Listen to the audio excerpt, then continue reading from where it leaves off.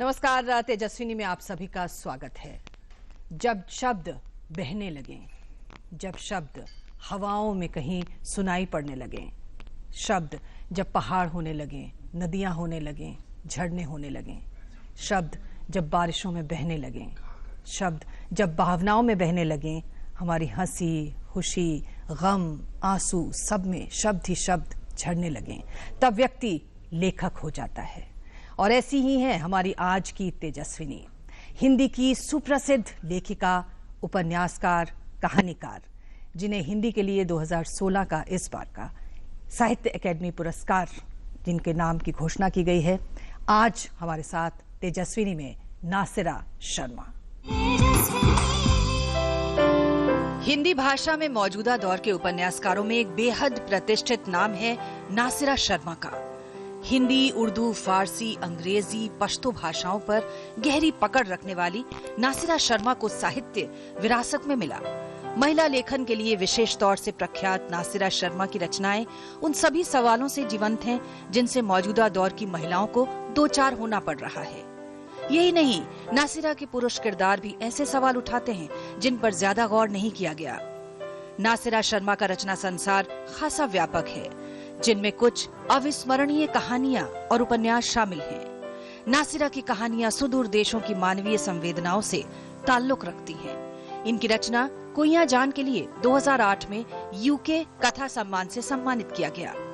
पारिजात के लिए इस वर्ष के साहित्य अकादमी पुरस्कार के लिए नवाजी गयी नासिरा शर्मा है हमारी आज की तेजस्विनी।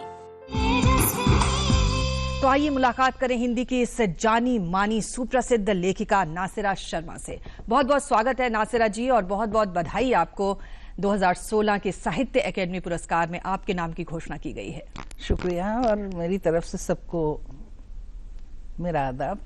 नासिरा जी, अगर हम शब्दों में, लफ्जों में जिनकी आप चितेरी हैं, अपने आप को बयां करने की बात करें और पूछें कि कौन है नासिरा शर्मा, तो कैसे बयां करेंगी आप? मेरे ख्याल से मेरा नाम ही मेरे सारी सोच और मेरे सारे लेखन को प्रतिनिधि बन के सामने लाता है। मैं इतना ही कहूंगी। फिर भी क्या है नासिरा, दो शब्दों में मुझे बताइए। ये तो सवाल बड़ा खूबसूरत है, लेकिन नासिरा एक सन की, एक एकदम डिवोटेड और एक पागल लेखक, जिसको सुख मिलता है तो उसी में मिलता है। तो यानी एक किस्म का पागलपन, क्या लेखन का दीवानगी कहें? जी जी जी, जुनून। तो ये जो लेखन का जुनून आया और जो सर चढ़कर बोल रहा है, और जिस तरह की आपकी किताबें आ रही हैं एक के बाद एक के बाद एक, कई बार लोग कहते हैं कि गुलजार ने कहीं शायद कहा था कि मैं तो उसकी क्लर्की करता हूँ लेखन की। आप क्या करती हैं लेखन की?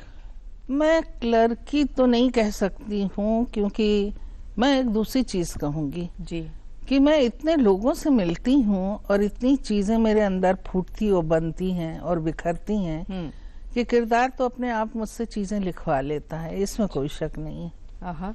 तो कैसे ये सिलसिला शुरू हुआ? लफ्ज कब ऐसे लगने लगा कि आपकी रूह में बस गए हैं और इसी में ही आपका रचना संसार इसी से ही फूट कर निकलने वाला है? कब ऐसा महसूस हुआ आपको? असली बात है, लिखना एक आदत थी, क्योंकि हमारे घर का माहौल ऐसा था। सभी लोग लिखते पढ़ते रहते थे, और हमारी यहाँ की लाइब्रेरी बहुत बड़ी थी जहाँ बहुत नायाब किताबें थी। तो उस माहौल में बहरहाल बच्चे नकल करते हैं। हाँ। और हमारा स्कूल भी इसमें पीछे नहीं था। कॉम्पिटिशन्स होते थे, लड़कियों को आगे बढ़ाने का बहुत, जिसे कहते हैं, एक जुनून वहाँ भी था। तो एक माहौल मुझे मिला, लेकिन संजीदगी से मैंने तब लिखा जब काफी मेरे 2 बच्चे हो गए थे। अच्छा।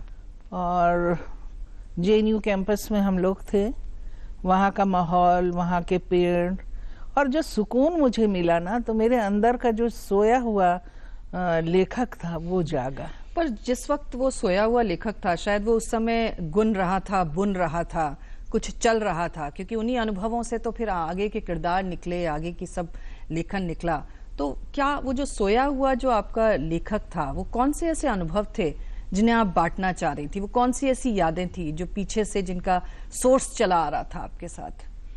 मुझे लगता है कि अतीत और गुजरा हुआ कल, जो छूट गया था माहौल हमारा इलाहाबाद का, और मेरी प्रेरणा का स्रोत भी मेरे स्कूल के आसपास का एरिया है इलाहाबाद में। कौन सी गली, कौन सा नुक्कड़? वो पत्थर गली कहलाता है, नखास कोना। अच्छा। और वहीं कोतवाली है जहाँ तरह तरह के केस आते हैं। तो बड़ा दिलचस्प एरिया है जो हमारे घर से एकदम अलग था। अच्छा। हमारा घर जो था वो एससी बासु रोड, बड़ी बड़ी कोठियाँ और दरख्त शायद एक दो होंगे, छोटी छोटी मंदिरें और सब तरह के लोग थे। मतलब बनिया भी उसी में रह रहा है, पीछे चमरौटी भी है, आगे कुछ बम पुलिस है, और पढ़े लिखे लोग हैं, दौलतमंद लोग हैं, और उसी में 2 कोठे थे। अच्छा। तवाइफों के। जी हाँ। तो ये सारी चीजें जो थी अपने में बड़ी रिच थी। तो कौन सी ऐसी कहानियां, कौन से ऐसे किस्से थे जो आप सुना करती थी उस वक्त या सुनने का शौक रखती थी? किस्से तो बहुत थे, किस्से बहुत ज्यादा थे, और कोई ऐसा नहीं था कि हम लोगों को किस्से बैठ के सुनाता था। उस तरह का बचपन हम लोगों का नहीं था। अच्छा। क्योंकि बचपन में ही मेरे वालिद गुजर गए, तो जो चीजें उलट पलट देखी, किसी तरह की कमी हम लोगों को नहीं थी। लेकिन जो बदलते चेहरे थे, जो एक्सप्लॉयटेशन था, उसमें एकदम डिटर्मिनेशन से माँ का खड़ा होना, और हम भाई बहनों का बहुत ही, बड़े भाई तो हाई स्कूल ही में थे उस वक्त, फिर हम 5 बहन भाई इकट्ठा, जैसे कहते हैं, एजुकेशन की तरफ बढ़े, और सब ने अपनी अपनी फील्ड में नाम किया। जी। तो फिर जब ये सफर आपका लेखन का शुरू हुआ, तो पहल क्या कुछ उसमें से निकला और किस तरह का रिस्पांस मिला? क्योंकि लेखन करना और उसको पाठकों तक पहुंचाना कोई आसान काम नहीं होता। ये तो आप ठीक कहती हैं, लेकिन ये मेरी खुशकिस्मती रही कि पहली कहानी से लेके अब तक लोगों ने चीजों को पसंद किया, और वो पसंद ही मेरा कॉन्फिडेंस बनाती रही। बहुत बड़ा है। कौन से ऐसे किरदार थे जिनमें कहीं मन उलझा हुआ था? क्योंकि कहते हैं कि लेखक के किरदार भी उसके कई तो अपने ही होते हैं। एक्चुअली अपने तो नहीं होते, मैंने कभी अपनों पे नहीं लिखा, बहुत मुश्किल होता अपनों पे लिखना। लेकिन ये मैं कहूंगी, अपनों की कोई बात, अपनों का कोई गम और दूसरों का गम, 4-5 किरदार और मिल मिला के एक किरदार होता है। वो किरदार एक्चुअली जो उसने कहा था सादत हसन मंटो ने कि यहाँ वो कहानियों का खुदा सोया हुआ है, जो उसने खबर पे लिखवाया, ये सही है। मेरे साथ यही होता है कि मैं किसी एग्जैक्ट खाका नहीं खींच सकती हूँ। जब कहानी लिखती हूँ तो बहुत चीजें उसमें दूसरों की होती हैं, किसी एक शख्स की नहीं होती हैं। जी। तो कौन से ऐसे किरदार रहे नासिरा जी जिन्होंने पीछा नहीं छोड़ा, या जो हमेशा साथ साथ चले, या जो बहुत प्रिय किरदार रहे आपके? प्रिय किरदार तो मेरा रेहान रहा, सरहद के इस पार का। और इधर की जितनी भी नॉवेलें आई हैं उनमें जो पुरुष किरदार मैंने उठाया है वो सारे ही मेरे प्रिय किरदार हैं। और मैं कह सकती हूँ कि जब नॉवेल खत्म हुई तो मुझे लगा बड़ी जुदाई हो गई है किसी अपने से। अच्छा। तो पाशा के बारे में आप क्या कहेंगे, जिसपे श्रीपत जी ने कहा था वो 100 साल तक जिंदा रहेगा किरदार? एक्चुअली पहला कहानी संग्रह ईरान के ऊपर आया था, पहला नॉवेल भी ईरान पे आया था। तो उस श्रीपत जी को शामी कागज बहुत पसंद आया था, और शामी कागज दरअसल एक तरह की सिल्क होती है। अच्छा। जिसपे फरमान लिखा जाता था। और मजे की बात यह है कि वो सिल्क धो दी जाती थी और फिर दूसरा फरमान लिखते।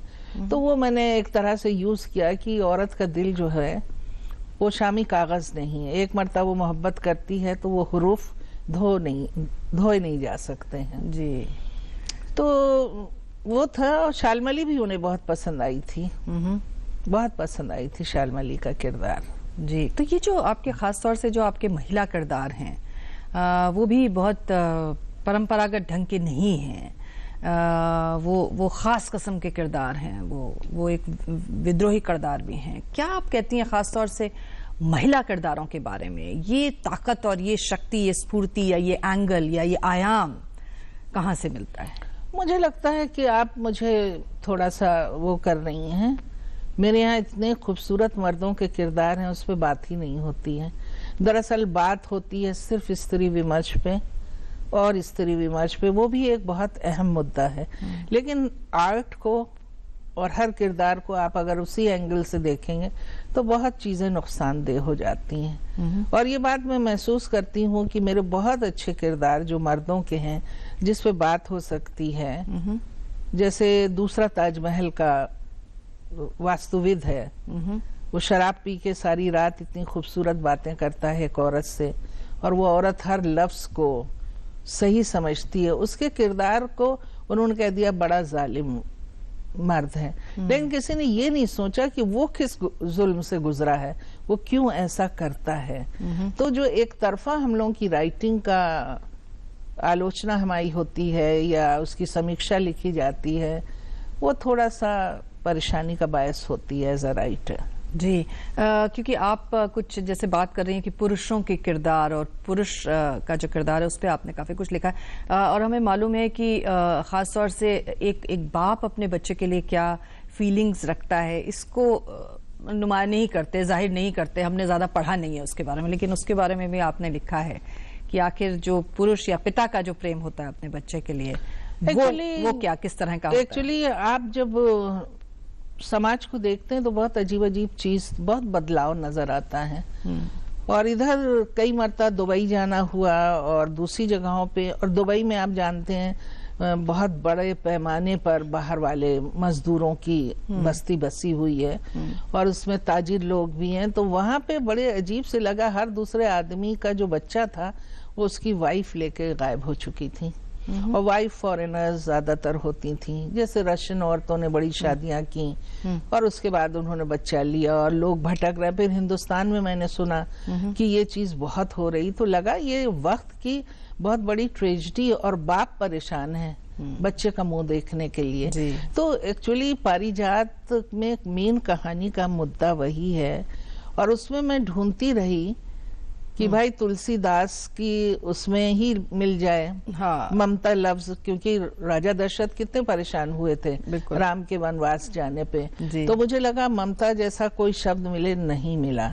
बहुत सारे लोगों से मैंने पूछा कि भाई बाप के प्यार किया कोई तो शब्द होगा हिंदी में, कोई तो नाम दो। अब उर्दू में है एक शिफकत, तो वो तो माँ बाप की शिफकत आ जाता है, उसमें माँ भी आ जाती है। लेकिन ममता नहीं, तो उसमें जो दिखाया मैंने वो सारे बापों की तड़प दिखाई है जिनसे मैं मिली या जिन्होंने कभी अपने बच्चों को देखा ही नहीं। फिर बहुत सारे आर्किटेक्ट्स और राइटर्स का हमने पढ़ा कि वो बड़े हो गए तब उन्होंने बाप को ढूंढा। तो मुझे लगा ये एक बहुत बड़ा जुल्म है कि माँ बाप लड़ते हैं और फिर वो बच्चा जो है वो एक प्यार से वंचित हो जाता है। तो पारिजात में उस कहानी को मैंने लिया है और बच्चे का नाम पारिजात है। क्या बात है। और पारिजात को ही साहित्य अकेडमी के लिए चुना गया है उस पुस्तक को। और हम बातचीत को जारी रखेंगे। हमारे साथ नासिरा शर्मा जी हैं। छोटा सा ब्रेक ले लेते हैं और तुरंत हाजिर होते हैं। आप देखते रहिए तेजस्विनी। सुबह का सही आगाज ताजा खबरों के साथ, सुर्खियों के आईने से देश विदेश की सही तस्वीर और दिन के हर पहलू पर नजर। नया सवेरा सोमवार से शुक्रवार सुबह 7 बजे सिर्फ डीडी न्यूज पर।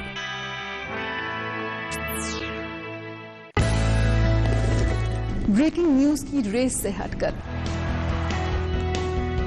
खबरें कुछ अच्छी भी हैं, खबरें जो बढ़ाएंगी हौसला और विश्वास, उम्मीद भरी खबरें जो लाएंगी मुस्कान। Good news India.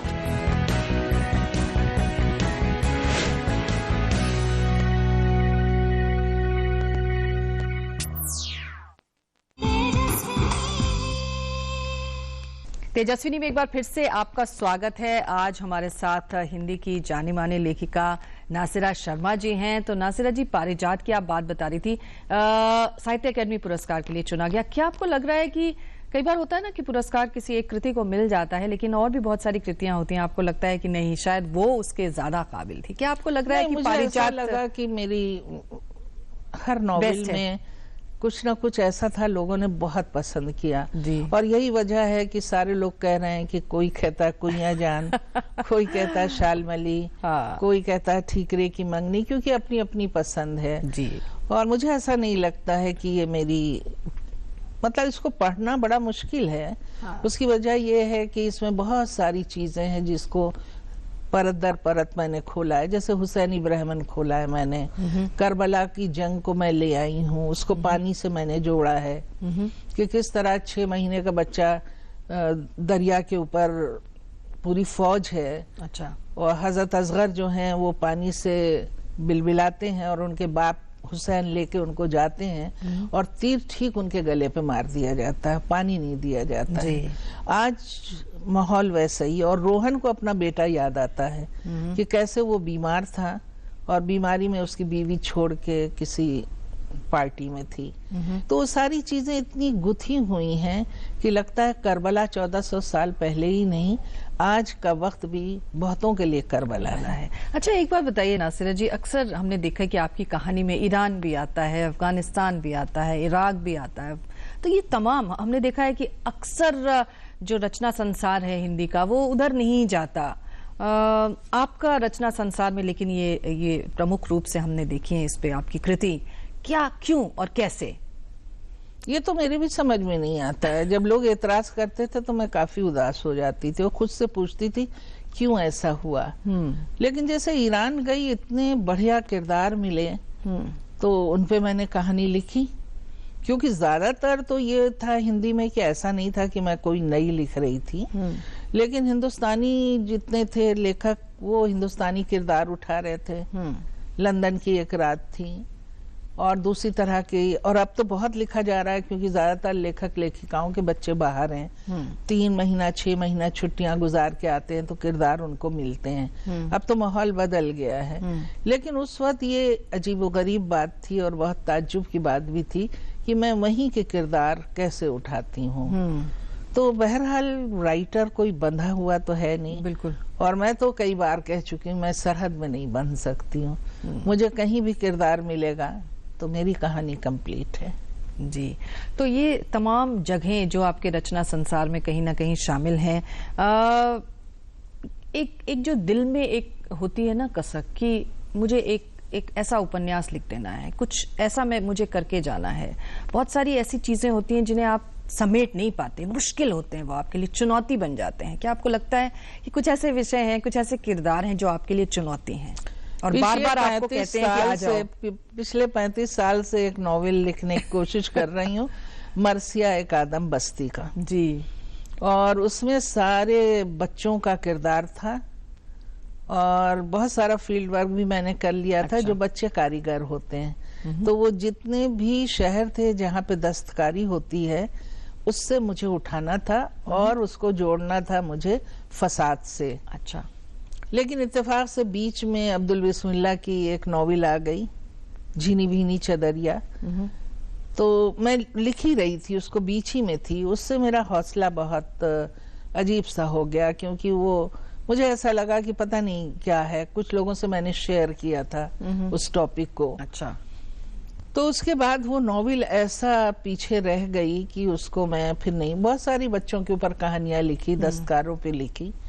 वो नॉवेल कब आएगा, कैसे आएगा और उसका फलक इतना बड़ा है, सोचा तो मैंने यही था कि कानपुर से उठाऊंगी, क्योंकि एक सीन मुझे याद है कि हम लोग किसी प्रोग्राम के लिए जा रहे थे और गंगा का तट था और एकदम दुबले पतले और लोग और कोई पीली पीली चीज जो थी झटक के फैला रहे थे और इतना तेज सूरज था मैं आपको बता नहीं सकती। बाद में पता लगा वो रंगीन चमड़ा फैला रहे हैं।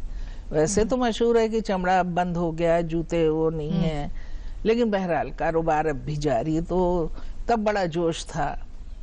फिर होता ये है कि कुछ नई चीजें आ जाती हैं बिना किसी उसके, दरवाजा भी नहीं खटखटाती हैं जी दाखिल हो जैसे कि अब नई कुछ चीजें, जैसे मतलब इंटरनेट और IVF ये भी आपकी उसमें शामिल हो रहे हैं, विषय वस्तु में शामिल हो रहे हैं, ये नए जीवन की नई चीजें हैं? हाँ, मेरा शब्द पखेरु जो वाणी से आने वाला है, वह छोटा सा उपन्यास है। उसको मैंने लिया था क्योंकि अक्सर लोग कहते थे दीदी तुम फेसबुक पे नहीं हो, बहुत पुराना सब कुछ कर रही हो।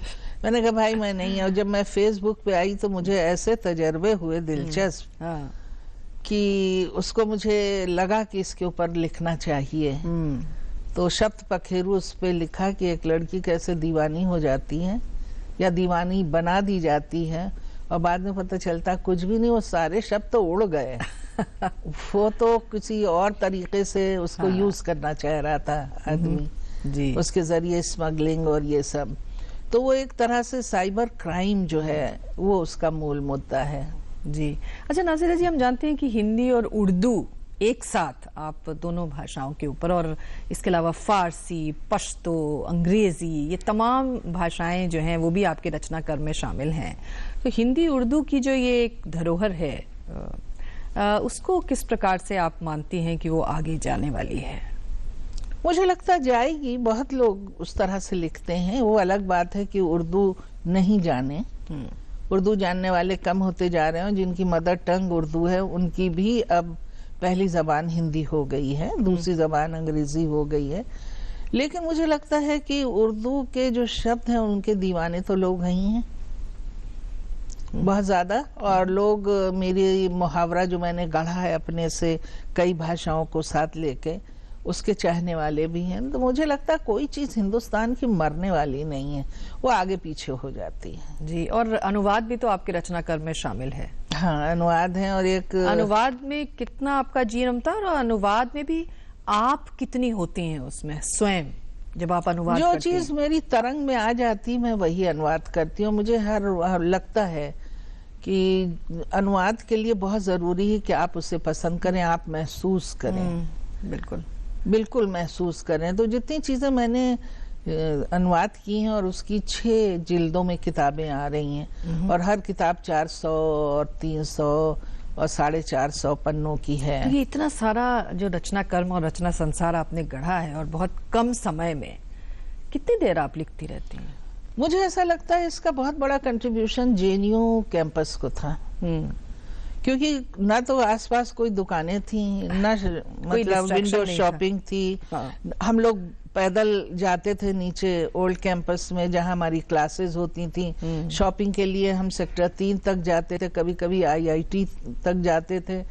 तो उसमें लिखना, सोचना, और फिर एक इंटरनेशनल क्रीम थी जो वहां बह रही थी, नेशनल एंड इंटरनेशनल।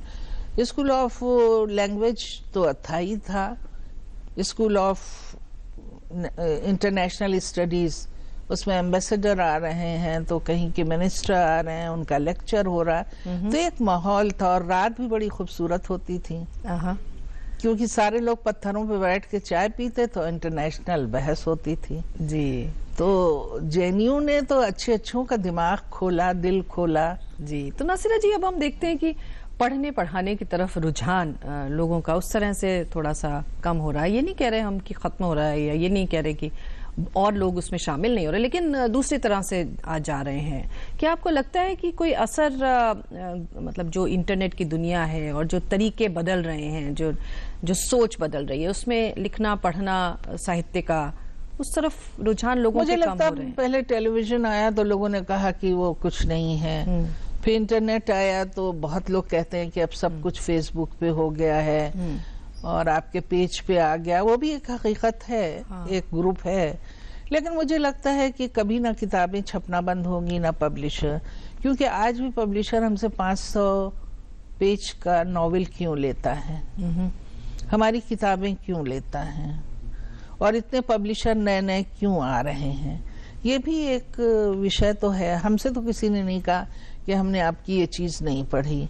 और दूसरे ये कि मेरी किताबें दूसरे, तीसरे, चौथे या 5वें संस्करण में क्यों आ रहे हैं, तो वो कौन लोग हैं, कहाँ पढ़ रहे हैं, क्या कर रहे हैं। तो ये सब भी चीजें हैं जो ये बताती हैं कि हमेशा जीवंत रहने वाली। और देखिए, मैं तो किताबों से जुड़ी हुई परंपरा से हूँ। मुझे लगता है हमारी जो पूरी तहजीब है विश्व स्तर की, उसमें लाइब्रेरीज का बहुत बड़ा कंट्रीब्यूशन है, किताबों का कंट्रीब्यूशन है, पब्लिशर का है। और मैं आपको बताऊं, एक चीज शेयर करना चाहती हूँ मैं अपने पाठकों से और सुनने वालों से कि 6 जो जिल्द में मेरी किताब आ रही है, आदम की बाईं पसली, वो पश्चिमी एशियाई चीजें हैं जिनका मैंने अनुवाद किया। 7 साल हम लोगों ने रात दिन काम किया है। फ्रस्ट्रेशन भी बहुत आया। पब्लिशर ने कभी ये नहीं कहा कि आपकी किताब हम नहीं छापेंगे, बल्कि मैंने कहा कि बस अब मैं थक गई हूँ, बहुत ज्यादा प्रूफ की गड़बड़ियां। लेकिन जिस सब्र के साथ पहली मर्तबा मैंने महसूस किया कि हमारी चीजों को रखना, उठाना, वो भी एक एंगल पब्लिशर का हमारे लिए बहुत ही सॉफ्ट है जी। और बहरहाल 4 दिन पहले वो किताब प्रेस में गई। चलिए, क्या बात है। तो हमें उम्मीद है कि आपके पाठक उसको पढ़ेंगे। चलते चलते सिर्फ जैसे आपने शुरुआत की थी कि एक सनकी और एक जुनूनी लिखने के लिए, तो अब अगली जो मंजिल है वो क्या है? अगली मंजिल ये है कि मेरी बहुत सारी पांडुलिपियां बेकार में धूल खा रही हैं, जिनमें मेरा तर्जुमा है, जिसमें मैं कहूंगी कि पुरानी दास्तानें हैं। तो सबसे पहले तो उन दास्तानों को मैं अरेंज करूंगी, और क्योंकि अभी शाहनामा प्रेस में मेरा गया है, उसकी 10 कहानियां। तो ये चीजें जो हैं कि मेरे बच्चे बाद में चीजों को बिला वजह रखे ना। ऑलरेडी मेरा बेटा कहता है कि सर झुका के जरा लिखती रहती, देखिए दुनिया में क्या हो रहा है। लेकिन दुनिया ही को तो हम लोग उतारते हैं। सही बात है, दुनिया ही को हम लोग उतारते हैं, लेकिन पहले कोई पढ़े तो। बिल्कुल नहीं, मुझे पूरी उम्मीद है कि आपके तो पाठक जो हैं वो लगातार बढ़ रहे हैं और ऐसे ही बढ़ते रहेंगे। हमारी शुभकामनाएं आपके साथ हमेशा रहेंगी। बहुत बहुत शुक्रिया नासिरा जी हमारे साथ बात करने के लिए। शुक्रिया आपका। तो ये थी नासिरा शर्मा, जिनसे हमने आपकी मुलाकात कराई। अगले हफ्ते एक और तेजस्विनी के साथ आपकी मुलाकात कराएंगे। तब तक के लिए इजाजत दीजिए। नमस्कार।